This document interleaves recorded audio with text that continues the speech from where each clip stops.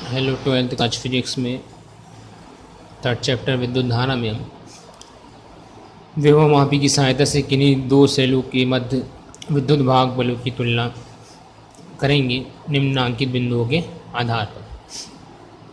पिछली क्लास में हमने विभव मापी क्या होता है और उसका सिद्धांत और सूत्र बता दिया था।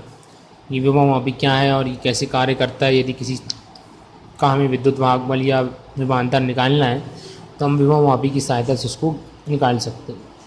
तो यहाँ अगला टॉपिक हमारा यही है कि हमें विभव मापी की सहायता से क्या निकालना है, जो कि हमने पढ़ा था कि इसकी सहायता से हमें क्या किसी सेल का विद्युत वाहक बल या विभवांतर निकाल सकते हैं। तो यहाँ पर हमारा जो काम है क्या है, विद्युत वाहक बल निकालना है। तो सिद्धांत से पहले लिखेंगे, ठीक है। तो सिद्धांत वही है, जिन सेलों के विद्युत वाहक बल की तुलना करनी होती है उन सेलों को एक के बाद एक द्वितीयक परिपथ में जोड़कर प्रत्येक के लिए संतुलन बिंदु, ठीक है, प्रत्येक को जोड़कर प्रत्येक के लिए संतुलन बिंदु प्राप्त कर लेते हैं। जैसा हमने पिछली क्लास में बता दिया है कि विभव मापी में दो परिपथ होते हैं, एक प्रथम परिपथ होता है, दूसरा द्वितीयक परिपथ होता है। प्रथम परिपथ में को हम पहले तैयार करके रखे रहते हैं, जिसमें एक संचायक सेल, धारा नियंत्रक और कुंजी जुड़ी होती है, वो प्राथमिक परिपथ कहलाता है। द्वितीयक परिपथ में जिन सेलों का विद्युत वाहक बल निकालना होता है उन सेलों को हम क्या करते हैं, द्वितीयक परिपथ में जोड़ते हैं। तो यहाँ हमें दो सेलों का विद्युत वाहक बल की तुलना करना है कि उनका मानों ज्ञात करने के लिए। तो यहाँ पर हम क्या करें, जिन दो सेलों का विद्युत वाहक बल निकालना है उन्हें क्या करते हैं, एक एक करके हम क्या करते हैं, विभव मापी में द्वितीयक परिपथ में जोड़ देते हैं और संतुलन बिंदु प्राप्त करते हैं। उसके बाद अब यहाँ से डेरिवेशन स्टार्ट होगा फार्मूले की। माना पहले सेल का विद्युत वाहक बल कितना है, E1 है, तथा उसके लिए उच्च विभव के सिरे ए से, ठीक है, उच्च विभव के सिरे ए से संतुलन बिंदु की दूरी L1 है, ठीक है। तब विभव मापी के सिद्धांत से हमने माना जो पहला सेल हमने जोड़ा है उसका विद्युत वाहक बल कितना है, E1 है, और संतुलन बिंदु की दूरी कितनी है उसकी, L1 मान लिया। तब विभव मापी का सिद्धांत हमने कल जो पिछली क्लास में बताया था क्या है, E1 = K × L1, ठीक है। ये फार्मूला लिखा रहा है, E समानुपाती L होता है, तो यहाँ समानुपाती के चिन्ह हटाते तो क्या आता है निकाल, ठीक है। E = K × L1।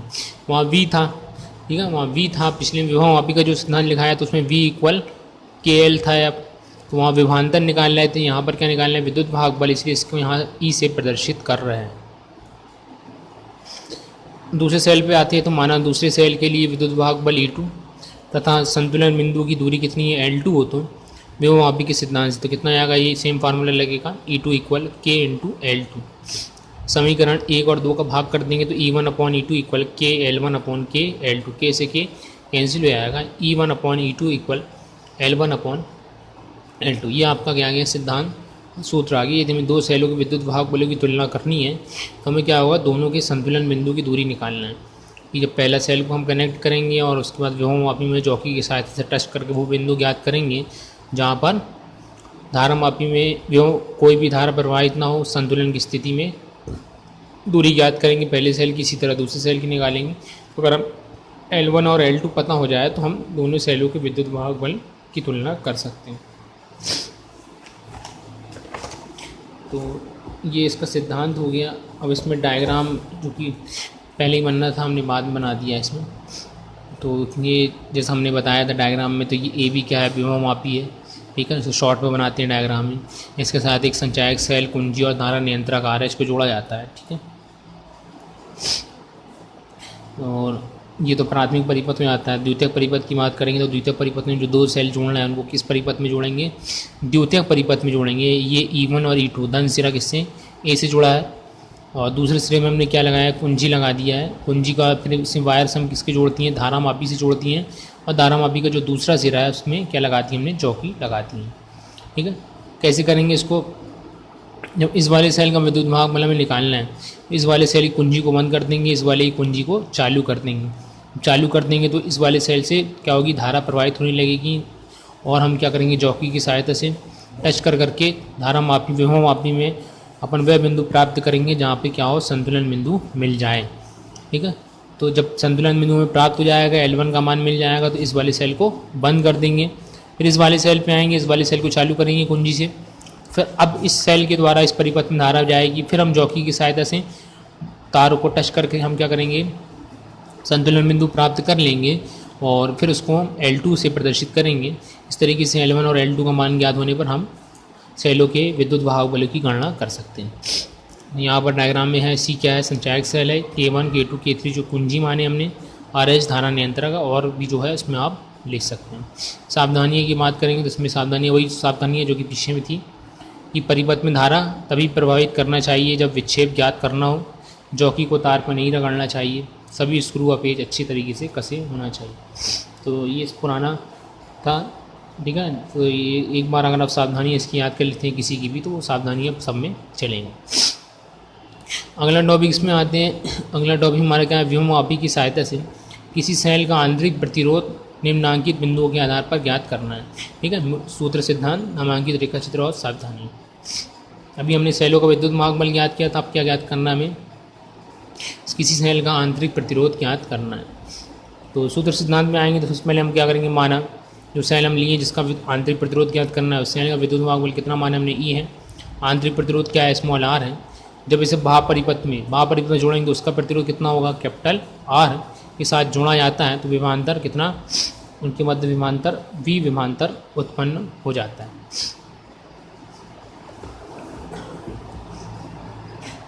तब सेल का आंतरिक प्रतिरोध का जो फार्मूला पीछे पढ़ चुके हैं हम ना, निकाल चुके हैं ये डेरिवेशन। सेल का आंतरिक प्रतिरोध कितना होता है, R equal small r equal capital R E/V-1।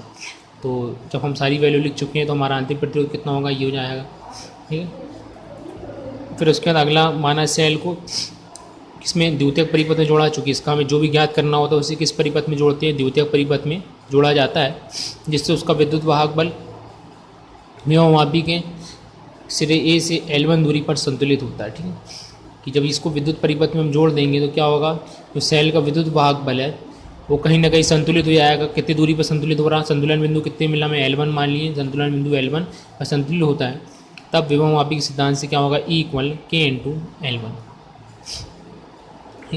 के क्या है, विभव प्रवणता गुणांक, उसको विभव प्रवणता गुणांक भी बोला जाता है। इसी तरीके से अब बात करेंगे यदि वहाँ प्रतिरोध R के सिरों के मध्य विभवांतर V और व्योममापी के सिरे से संतुलन बिंदु कितनी L2 पे प्राप्त होता है, ठीक है। एक बार तुमने क्या किया, जो विद्युत वाहक बल लगाया था उसी विद्युत वाहक बल से हमने धारा पहुँचाई। उसके बाद हमने जो बाह्य प्रतिरोध जुड़ा है, उस बाह्य प्रतिरोध को हम चालू कर देंगे, सेल को बंद कर देंगे, बाह्य प्रतिरोध को चालू कर देंगे, तो फिर हमें संतुलन बिंदु कितने मिलेगा, L2 में मिलेगा। तो V इक्वल कितना हो गया, KL2, ठीक है। अब समीकरण 1 में आएंगे तो समीकरण 1 ऊपर जो हमने फार्मूला लिखा रहा, आंतरिक प्रतिरोध capital R equal E/V-1। E का मान कितना है, KL1 है, और R का मान कितना है, KL2-1। तो K से K कैंसिल हो जाएगा, L1/L2-1।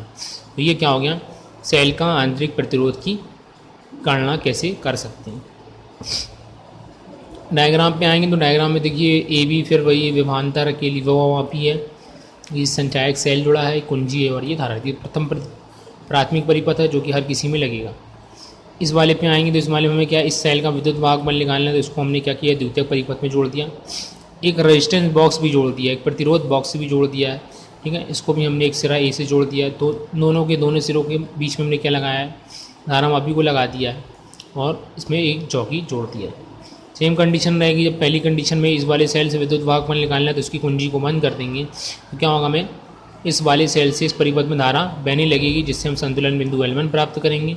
फिर रेजिस्टेंस बॉक्स को चालू कर देंगे तो इससे प्रतिरोध के मान में कुछ ना कुछ परिवर्तन आएगा, संतुलन बिंदु का मान ही बदल जाएगा, तो हम L2 निकाल लेंगे और सारे मान को यहाँ रख के हम इसकी गणना कर सकते हैं। इसकी भी सावधानियाँ सेम रहेंगी पिछले जैसी सावधानियाँ थी, ठीक है। सभी स्क्रू और पिन अच्छी तरीके से कसे हों, जॉकी को तार पे नहीं रगड़ना चाहिए और धारा तभी प्रभावित करना चाहिए जब परिपथ की रीडिंग याद करना हो, ठीक है। तो ये छोटे छोटे थे, पेपर में कभी कभी पूछते हैं, बहुत आसान डेरिवेशन, एक बार व्योममापी अगर आप समझ लेंगे तो उसको आप आसानी से बन जाएगा। चलिए।